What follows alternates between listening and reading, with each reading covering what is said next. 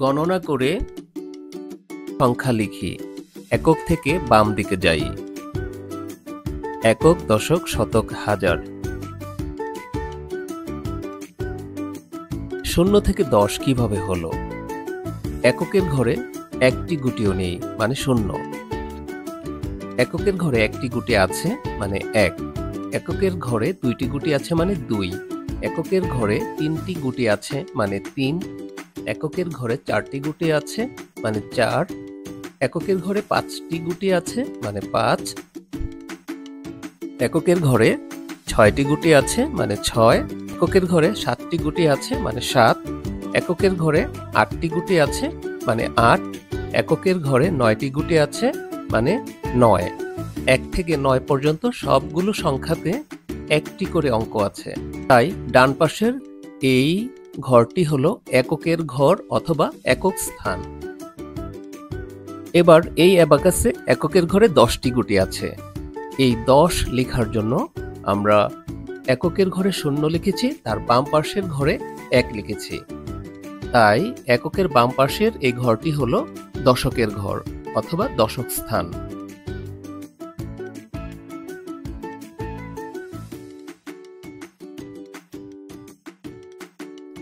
দশ থেকে 40 কিভাবে হলো? 10 লেখার জন্য আমরা একক স্থানে 0 ব্যবহার করেছি এবং 0-র বাম পাশের ঘরে 1 লিখেছি। তাই বাম পাশের ঘরটি হলো দশক। অর্থাৎ দশকের ঘরে একটি গুটি এবং এককের ঘরে কোনো গুটি নেই, তার মানে হলো 1 0 10। দশকের ঘরে একটি গুটি আর এককের ঘরে কোনো গুটি নেই, তার মানে হলো 1 0 10। এবার দশকের ঘরে 2টি গুটি আর এককের ঘরে কোনো গুটি নেই, তার মানে হলো 2 0 20। এবার দশকের ঘরে 3টি গুটি আর এককের ঘরে কোনো গুটি নেই, মানে এককের ঘরে 0, তাই হলো 3 10 30। এবার দশকের ঘরে 4টি গুটি, মানে হলো 4, আর এককের ঘরে কোনো গুটি নেই, মানে হলো 0, তার মানে 4 10 40। 60 থেকে 100 পর্যন্ত কিভাবে হলো? দশকের ঘরে 5টি গুটি আর এককের ঘরে কোনো গুটি নেই, তাই দশকের ঘরে 5 এবং এককের ঘরে 0, তাই হলো 5 10 50। এবার দশকের ঘরে 6টি গুটি, মানে 6, এককের ঘরে কোনো গুটি নেই, মানে 0, তাই হলো 6 10 60।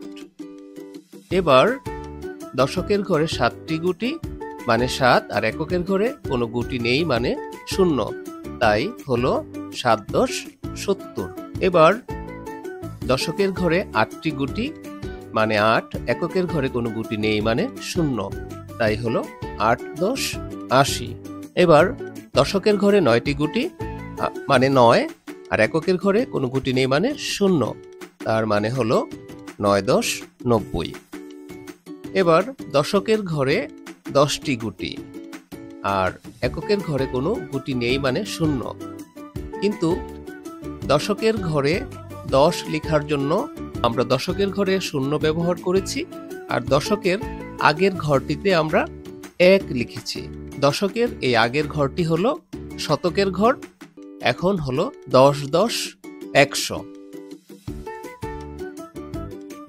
100 থেকে 400 কিভাবে হলো?